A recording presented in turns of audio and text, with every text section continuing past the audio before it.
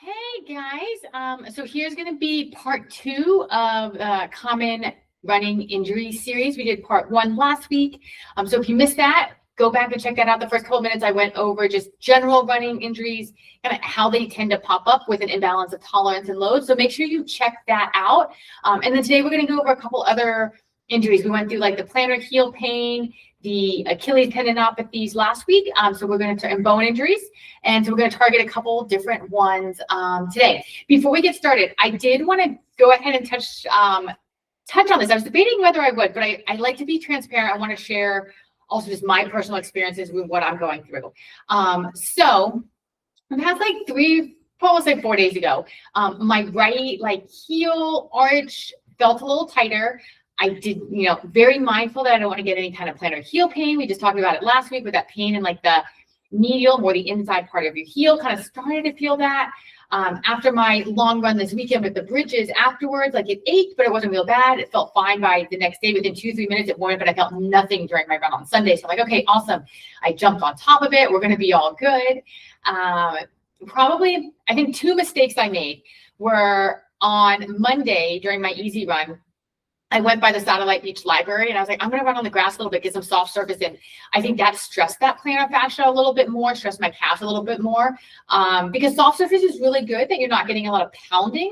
But just like the beach or with shoes that are too cushioned, if you go sink into it, you have to get out of it. So your feet just have to work harder, especially your plantar fascia and your calf. So I think that irritated a little bit. And then Tuesday, I stuck to the plan of going to the track and doing 400s and wasn't able to finish the workout. That it warmed up on warm up. I didn't feel anything after warm up during strides, but within the first couple 400s, I really started to feel it just in my heel. And by the like 9th 400, I stopped in the middle of it. Like I wasn't sure how it was going to go. I think in my gut, I knew how it was going to go, but as runners were always like, oh, it's going to be fine. Like it's going to go away. Yeah, obviously in the middle of a workout, it's going to go away, right? And so it just kept getting worse. And so it got to the point of I could have finished the workout, but I knew what the ramifications of that on the other side are. So stopped in the middle. Yeah, it was, pretty bummed. Like I think most runners are, that I wasn't able to finish that workout.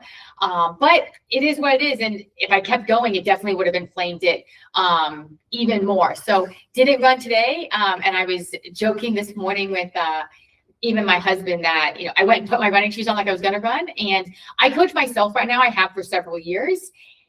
And I really had to smack myself on the back of the head of, I would never have one of you guys or any runner that I work with go out the day after they couldn't finish a workout and go run. Like, just let it calm down. It feels okay today. Like, it's a little sore, but like, no problem. Like, I can jump on it. I can walk around. It's a little irritated, nothing like it was yesterday. So tomorrow I'm going to be able to run easy, and then I just have to be smart. But it was very irritated. And I still wanted to go out and run. So I just want to tell you guys that I have this, PT knowledge in my head. I feel like I do all the right things. I'm doing my strength several times a week. I'm lifting pretty heavy. My sleep, I think, is part of it. That led to it also is just with Kate, I haven't been sleeping well. And so your ability to recover is decreased because of that. My mileage has been the same. So these things, they happen. These aches, pains that pop up because running is such a repetitive activity that we just get these overused things pop up. And like I have said before, that it doesn't mean we necessarily have to stop running altogether. We just want to keep it at bay. So we just want to make sure that that pain comes down, to a 4 out of 10 or so, which I feel like it will based on walking around today, doing, all the things that we talked about last week to treat it. And then we'll kind of go from there. So wanted to share that before we kick off, that we all go through these, I have this knowledge in my head of what I'm supposed to do, and I'm still, having to refrain from Google of, well, what if I, do X, Y, Z? What if there's something new that comes out that can cure it by tomorrow? That doesn't happen. So we just have to be confident, stay the course, and carry on. So it says my presentation is starting. Hold on. Let me see if I can get it. Okay, well, I'll start talking through it, and then hopefully it shares to the screen so you guys can see it. So I wanted to go over very briefly again. I went over this last week with common running injuries, the causes, and it's an imbalance of tolerance and load. So if our load is here, that's how much we're running and how hard we're running. So this can be intensity, it can be volume, and then capacity is how much our tissues are able to handle. What is their capacity? With these overuse injuries or niggles or aches, we get an imbalance here where we're putting too much load compared to the capacity. So we can bring the capacity up through strength by very gradually building our run mileage. That's why we don't increase too quickly.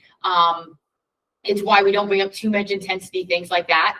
So that's a big part of it. Training errors is the number one cause of these running injuries, like common running injuries. And like I said, it can be too much too soon, too much intensity too soon, too much volume too soon, sudden change in running surfaces, drastic change in shoes, especially if we go from a high drop shoe to a low drop shoe, and go back and watch the Coffee with Coach on shoes if you're not sure what I'm talking about from that standpoint. But essentially, if we're going from a 12 millimeter drop to a 0, we're going to put a lot of stress on our calf and Achilles and be at a heightened risk of running related injuries for that. I don't know why this isn't popping up. Hold on. Let me see if I can get this started. It just says presentation started. Okay, let me log out and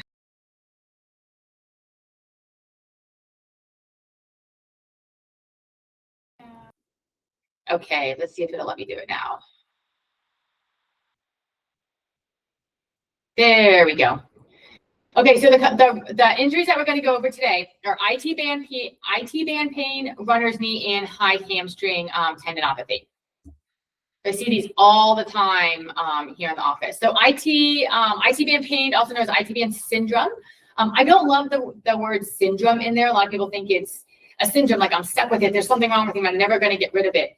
So I just prefer IT band pain. You have pain around your IT band, but it's a common overuse injury in runners that occurs when the IT band, which is a thick band of connective tissue that runs from the outside of your hip down to the outside of your knee, kind of the upper portion of your shin, becomes irritated and inflamed.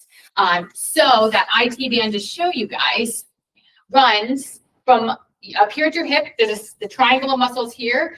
We have glute med and TFL are the big muscles that it attaches into, but it's a triangle here.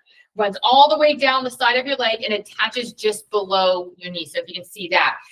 So a lot of times runners will have pain at the outside of their knee, sometimes at the outside of the hip. It's more rare to have it the whole way here, but I have seen it, or it travels that I feel it here, and then the more I run, I start to feel it all the way down. So this is a long band of connective tissue. It's a long tendon. Our Achilles tendon in the back of our leg, we can push on. It's pretty thick. The IT band that runs that length is more broad, but it's thinner, so we can't just strum over it like with like some of the other tendons that we have in our body. But there's these bursa that sit under there, especially around our knee. And a bursa is a fluid-filled sac that sits between our tendons and our bones, so our tendons aren't rubbing right on the bones. It's awesome. We have them everywhere. Really good that we have them so we're not getting that rubbing. But there's a lot of nerve endings in the bursa, which means that if it gets irritated or compressed at all, we really feel it. So repetitive activities like running, like cycling, anything where we're going through those movements over and over can cause irritation to the IT band as we're bending and straightening our knee. Now, what causes it a lot of times, and why women end up having IT band issues more than men, is our hips are wider than men, especially if you've had babies. So that puts us at a disadvantage. And so if there's a weakness here and or our hips are a little wider, I'm going to accentuate it. We get this collapsing in at our knee. So that's why in the strength that I have every week, there's a lot of lateral hip work. There's a lot of single leg activities. Because when we're standing on one leg, we're using our lateral hip and our glute med to make sure that we're not getting a hip drop here. So if you run and you notice you have a hip drop, we want to work on that lateral hip to help stabilize. If you notice when you run, you're getting collapsing in at your knee, we want to work on that before it turns into something like an IT band pain. And we'll see it pop up either IT band, inside of our knee, or our foot. We're not going to dive all into that. But that's just what that IT band pain is. Pain on the outside of your hips, outside of our knee, where that long connective tissue called the IT band attaches.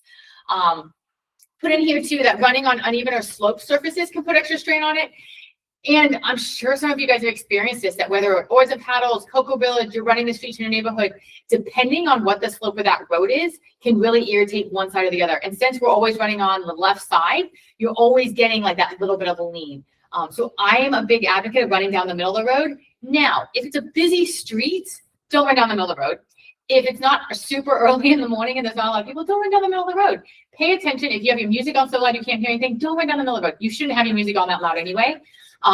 But just pay attention to what you're running on, because if we're getting the slope of that road, we are putting a little extra stress on those hips on that IT band, which could lead to some of these issues. If you have pain in your IT band, think about what side of the road you always run on and either switch sides. I know the right side isn't what we're supposed to be running on, but if it's early in the morning or a road that doesn't have a lot of cars, I would encourage you, to run on the opposite side of the road, on the right side of the road, to help your hips. All right, I'm gonna try to be less wordy this one. There's a lot going through my brain. All right, we went through this symptoms: pain on the outside of your knee, pain on the outside of your hip. It typically gets worse during and or after running. Downhill running, because we're getting more forces. If that knee's collapsing in, it's going to be a little bit harder, and especially when your foot hits the ground. It may or may not be sensitive to the touch. So afterwards, if you touch the outside of your knee or outside of the hips, it might be tender, it might not, just depending on where that inflammation is, if it's real deep in there. But pain with bending your knee is probably going to irritate it. So squats, climbing stairs, prolonged sitting, getting in and out of the car, anything like that has the potential of flaring it up and aggravating the pain. So treatment, we want to increase mobility, and we'll go through this, the stretch and these strengthening exercises here on the next couple slides. You should know a lot of these just because I put them in for strength each week, but we'll go through them with pictures anyway. So here's the modified pigeon. So it's similar to like a yoga pigeon stretch. The modification is that instead of this leg, in this case my left leg, coming straight back behind me, it's actually coming, in this case, to the right. It's crossing my body, and I'm pushing this left hip down, down towards the ground. So you should feel it in this left hip if your left knee is extended like this picture, like I am. The further you bring your chest down, the more you're going to feel it. And the more you push this hip down towards the ground, you're going to feel it. Hold it for 20, 30 seconds. You can hold it for longer if you want, if it feels good, but you get the benefits of the stretch within those 20, 30 seconds. You don't get an additional benefit if you're waiting, if you're hanging out for 45 seconds. All right, standing clamshell. I'm sure all of you guys, if you've been doing your strength, know this one. The band's above your knee. You're bringing that knee and foot out to the side, bringing it back in. It's really working both of your legs. You're having to stabilize on the leg that you're standing on. In this picture, it would be my right leg. And then your left hip and leg are working because you're bringing it out to the side and back in. Make sure this is a heavy enough band.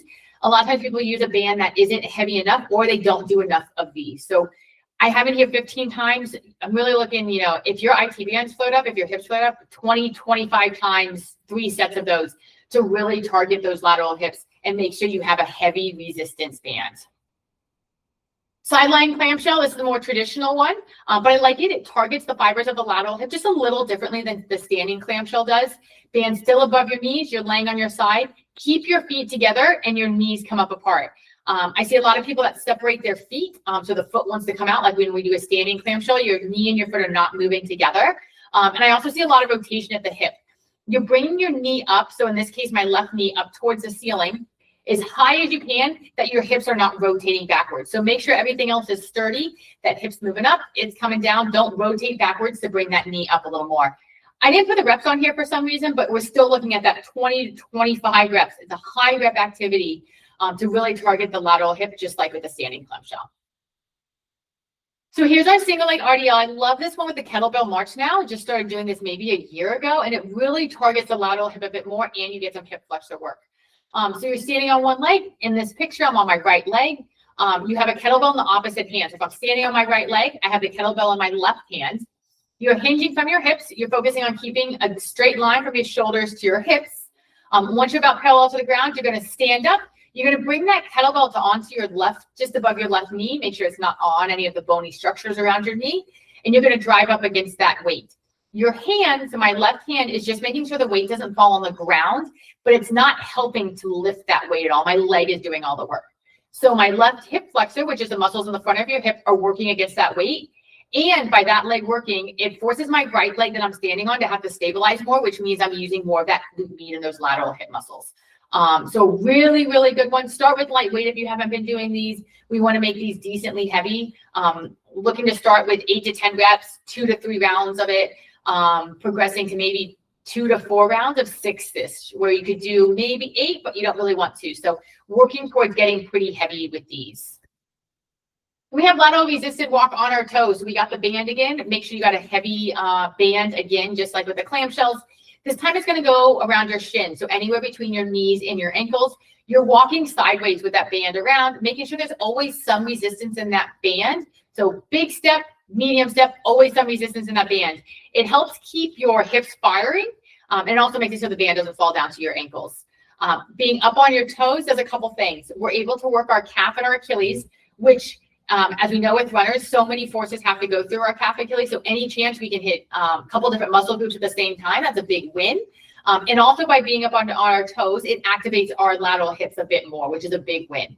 So you're looking to take about 20 steps one way, 20 steps the other way. With these 2 to 3 rounds, not something that you're going to progress much if you're already using a heavy resistance band, but it is pretty sneaky and gets those hips firing. And then we have hip hike. This one is much easier for women than men. I think we can just dissociate our hips a little bit more. But you're standing on any type of a step or curb. It doesn't need to be a step quite this high because there's not a lot of movement. This is just what I use in the office here. And you're just hiking your hips. So one way to do it, and how I get people if they can't get it at first, is you're not bending your knees at all, but you're standing here and you're just hiking up, and then you're letting it drop down. So I'm not on a step, but if I was on a step, my left leg would be on the step, my right leg would be off the step. I would let this left leg fall below the step a little more towards the ground, and then hike it up. So you'll feel in both hips, maybe a little more of the leg you're standing on, but even on the ground, if I bend this knee to let it go further and then bring it up, I can really feel it in both my hips. And that's, again, just using those lateral hip muscles that we want to make sure are super strong to prevent IT band as well as a host of other things. All right, runner's knee is our next one today. It's a very global term, not real specific. Sometimes you'll hear it called patellofemoral pain syndrome. Similar to IT band syndrome, I don't love this description because we have syndrome in there. And if you go to an orthopedics office and you leave going, I have, patellofemoral pain syndrome, PFPS. What's wrong with me? It's going to take forever to go away. It just kind of gets in our head. So I just use runner's knee. Both of those literally just mean there's pain in your knee and we are not sure what's causing it. So patellofemoral is just the joint of your knee. Your patella is your kneecap. Your femur is the long bone of your body that goes from your hip to your knee. So it's just describing that joint and that there's pain in it. But there's so many structures around there. There's different patellas. We have our cartilage. We have ligaments. We have tendons. There's so many things that can be irritated in there. That they're just very general terms. There's some pain in the front and the kneecap area, and we don't know what's causing it. But they do respond really well to exercise that we'll go over. So that's really good news. It's one of the most common causes of knee pain, probably because it's just a general term to describe most knee pains that runners have. It's runner's knee. But a lot of times it's caused by an imbalance of forces. So this is a strength imbalance around the kneecap, so that is not tracking properly. And this could be an imbalance from the quads to the hamstring, so the muscles in the front of your leg versus the muscles in the back of your leg. It could be an imbalance between your quads itself. So your quad's made up of 4 muscles, and it comes down and attaches at different spots around that kneecap. So if the little outside of the quad is stronger than the inside of the quad, or vice versa, or one's tighter than the other, it can be pulling that kneecap just a little bit to one side. And the back of your kneecap is like the hull of a boat. It's a little V here. When we bend and straighten our leg, it doesn't go in a straight line. It goes in a very slight C formation. And so if it's being pulled one way or the other, it's kind of hitting that groove. And I don't want you to think of it like the bone's grinding every time you bend your knee, but it's just moving that way to irritate some of the cartilage, irritate some of the structures in there just enough that it's talking to you. We want to make sure we address it. So it could be that with a patella tracking issue or a kneecap tracking issue, or it could be like a patella tendonitis, which is that big tendon in the front of your knee that can just tend to be irritated with how many steps we take. So if you have your knee bent, even straight, but more so if you have it bent, you go to the bottom of your kneecap. So what I'm talking about is here, down at the bottom, sorry to see my pants on, and you strum across here. It's that tendon that attaches your knee, your kneecap to your shin. That's your patella tendon there, or that's irritated. And honestly, of all the things, not that I want any kind of running related injury, but any kind of patella tendonitis responds really well to exercise, and we can usually, get rid of it pretty quickly. So pain is typically felt around the kneecap with these runner knee symptoms. Again, it can be more the front of the knee at that patella tendon, or more around the kneecap itself. It ranges from a dull to a sharp to a sudden pain. Since we're really not sure what's causing it, it's a general term, the symptoms tend to be pretty general as well. Pain during activities that require significant bending of the knee. So if you're sitting, getting out of a car, squatting to the ground, again, that repetitive bending will possibly irritate it. Pain typically continues throughout running, but remains like a dull ache. And a lot of times doesn't get worse as you run. It's just always there. There is impossible popping or clicking with steps, stairs, getting up and down from a chair, getting in and out of the car. A lot of times that's caused by some irritation and swelling in the knee. And so that increased fluid in the knee, that increased swelling puts pressure on some of those structures. So they're just rubbing against each other a little more. If you have no pain at your knee and you have popping and clicking of your knee, I don't want to say that's normal. But mine do it, and there's a lot of research that shows as long as it's not painful, and as long as you're strengthening everything around your knee, it's okay. It's not that your knee's grinding with every move you're doing. But if it is painful, then we need to take a look at it. So treatment, same, increased mobility, increased strength, and we'll go over these. So a very traditional quad stretch. I put the dynamic stretch in here, but if you are having some symptoms around your knee, you can hold this for a bit longer, 20, 30 seconds, as long as it's not right before you go out to run. We've talked about this, that we want to do more of those dynamic drills and stretches before we run. The more prolonged static stretches where we're holding that stretch will be more for after you run. But if it's later in the day, your knee's a little irritated, hold the stretch for 20, 30 seconds. Don't yank on it so that it hurts. Don't overdo it during the day, but you can definitely hold it for a longer period of time in this instance. Is there another one I want to do? Oh, the kneecap mobility. I don't have a picture of it. So kneecap mobility is where a lot of times you're in long sitting, which is where you're sitting with your legs straight out in front of you so that your quad is relaxed. Because if your quad's contracted, it's not going to let you move that kneecap at all. But if you have your legs straight out, you should be able to kind of move your kneecaps back and forth. Let's see if I can do it in standing for you guys, so you can like prop it up on my stool here. So if I'm here and I'm completely relaxing this quad, I should be able with my fingers, if you guys can see this, move my kneecap around. I should be able to move it left and right, up and down. So again, you don't have to do this all the time. If you're not having any type of knee issues, I mean, don't worry about it. But if you feel like you have a little bit of runner's knee, just relax that quad and just move that kneecap around to make sure that it's moving okay within that joint. Okay, now we have our straight leg raise, excuse me, with external rotation. So you lay on your back or you can sit up with it, but you're going to have one knee bent, one leg straight. The bend in your knee just takes pressure off your back, so it's not create other issues. We're straightening our other leg. That external rotation means we're rotating our leg out. So if I'm here and I'm bringing it up, I'm rotating my foot out, so it's pointing out away from me, and that rotation is coming from my hip. And I'm bringing it down, and I'm bringing it up. It's a really sneaky one that targets that inner quad. That tends to be the weaker one of the quad muscles when we have things going on with our knees. So the outer one tends to be a bit stronger. The inner one tends to be a bit weaker. So this is just targeting that. Nice and slow and controlled. With all these exercises, if you fly through them and don't control it, you're not going to get the biggest benefit of it. So nice and slow and controlled. Bring it up, bring it down. Make sure you're keeping that foot rotated out the entire time because we have a tendency that we end up bringing it back to neutral where your toes are facing right up to the ground, which is not a bad exercise. You're not going to get hurt doing that. Just if you have anything going on with your knee, this targets that inner quad a little bit more. All right, goblet squat. So this is really just a squat. You're holding the weight in front of your body here, slowly coming down, slowly coming up.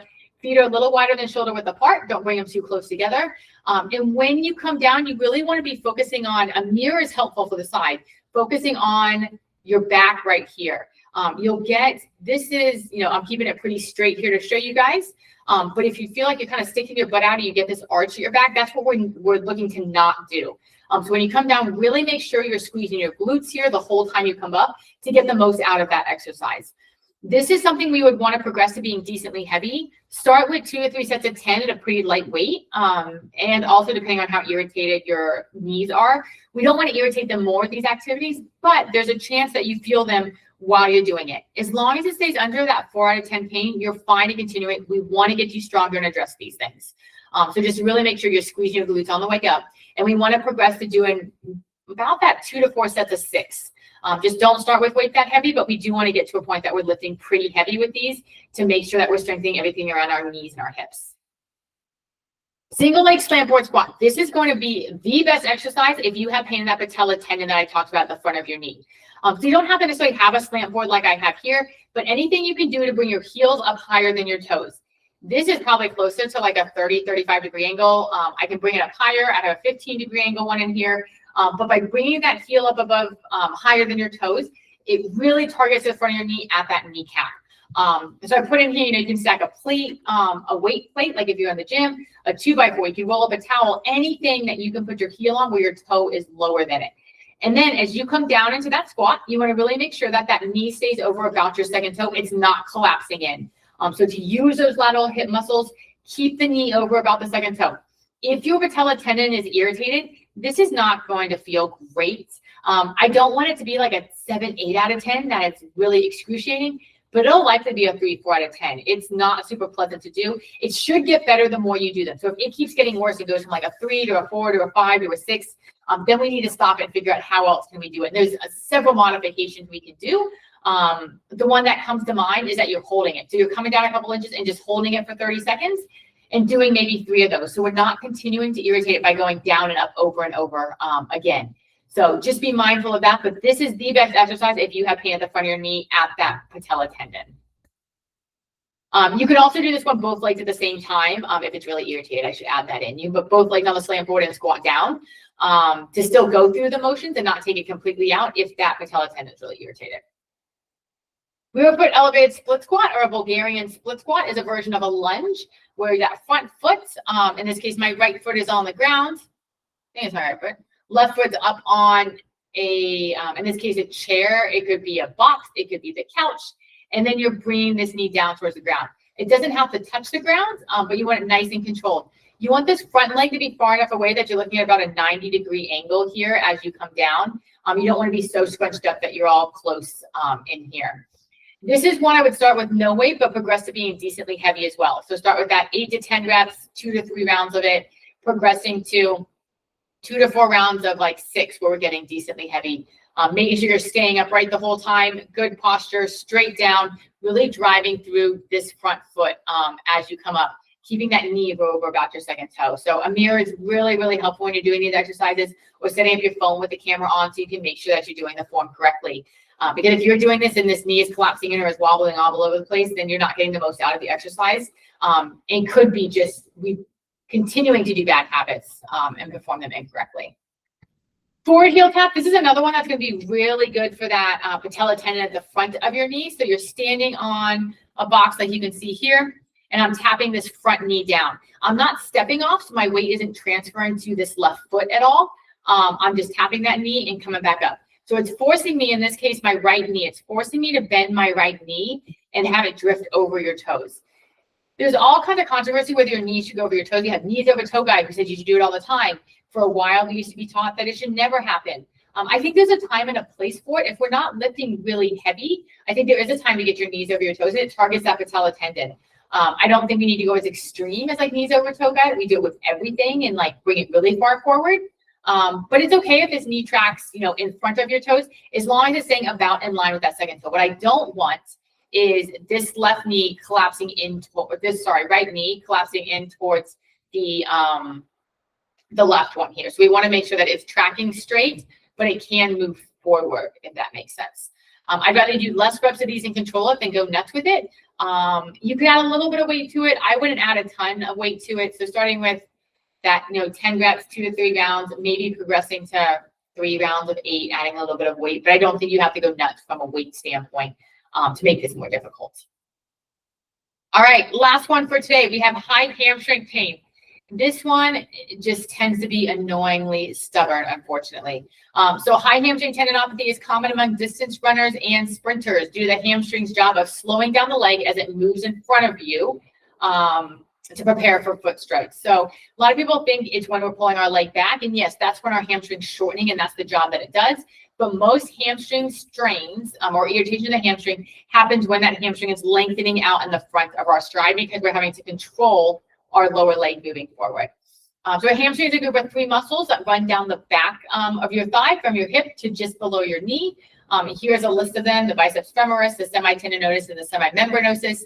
If you're sitting and you feel the back of your knee, like on the back of your thigh, you'll feel those big tendons back there. Those are your hamstrings that come down and attach. You have 2 that attach more towards the inside. You have 1 that attaches towards the outside. They all come in and attach up at your sit bone. So high hamstring tendinopathy is when we have pain up at our sit bone. So it's considered an insertional tendinopathy. That tendon up our sit bone is compressed when we sit down, when we hip hinge. So like the RDL, the single leg deadlift that we were just talking about with the kettlebell march, that's when you would not want to do with a high hamstring because we're hinging at that hip and compressing at the hip. We have that bursa that sits under there. We don't want to irritate it with compressing it, all those nerve endings like I talked about. So I'll go over and show you guys what we should do for these, but they tend to be a little stubborn and they really like to be loaded. So it's characterized by pain and inflammation where that tendon, like I said, attaches up at the sit bone or that ischial tuberosity. So pain with sitting, pain with driving tend to be the biggest factors. If we have triathletes or people that ride their bike, any kind of position in that time trial position where you're hunched over makes it worse. Even if you're 40, you get to the drop, so the bottom part of the handlebars, that puts more compression and might be of time that you feel it a bit more.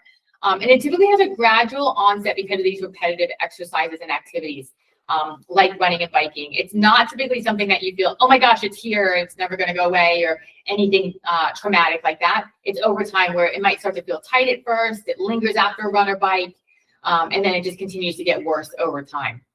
Sometimes the pain will radiate down the back of your hamstring along that muscle and along the back of the thigh, but not always. All right, treatment. So initially when it's really irritated, the best exercises are going to be isometrics. And those are exercises where we're holding it. So think of a plank, a wall sit where we're holding it for a length of time. We're not going up and down over and over. So it doesn't, and we don't want to involve the hinging of the hip like I talked about a little bit. So anything like a good morning where you're here and you're hinging, we want to avoid because it's compressing and putting stress here. Anything like this. At the gym, there's a hamstring curl machine where you lay on your stomach and the exercise equipment is behind you and you're curling it here. We don't want to do that.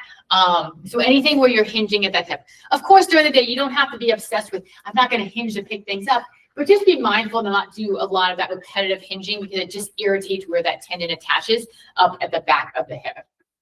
So like I said, it really likes to be loaded. So these are the exercises we're going to go over of strengthening not only that hamstring up at its attachment, but the surrounding muscles without that hinging movement. So here's the banded hamstring pull down. So in this case, I have the band attached to the squat rack. You could do it over a door at home. You put a knot, and the resistance band, put it over your door, put your foot through the other side, and you're just pulling that leg straight down. So in this picture, you can see this knee should be bent. That is a bad knee. The leg you're not using is bent, again, just to take pressure off of your back. My left leg is through this purple loop, and I'm just pulling straight down. You're going to hold it for 20 to 30 seconds, repeat maybe 10 of them. Like I said, it likes to be loaded.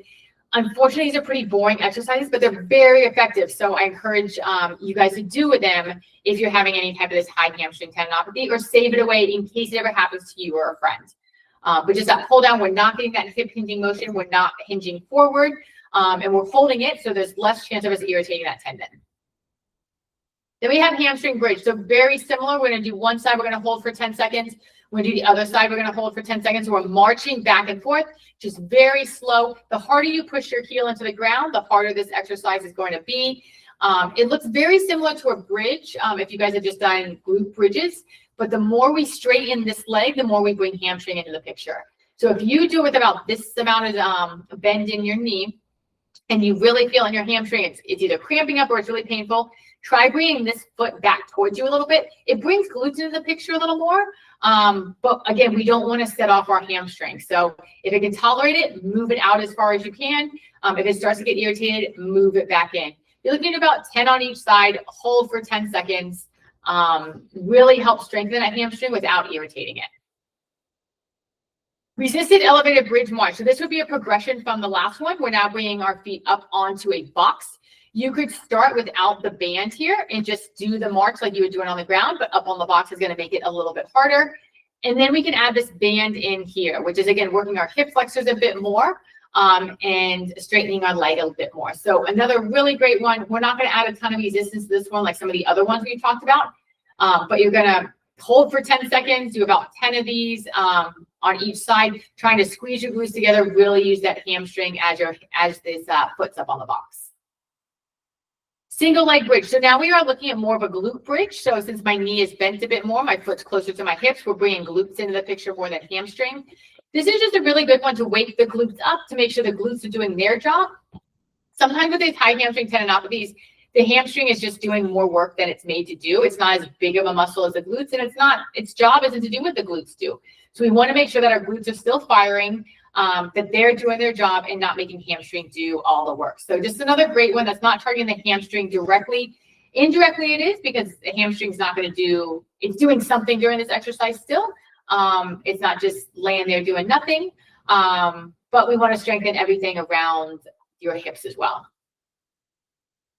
All right, so that got through all of the injuries, common running injuries that I wanted to go over today. And I wanted to end with this, that finding time to strength train can be hard, but asking your body to handle 2 to 3 times your body weight with every step is even harder.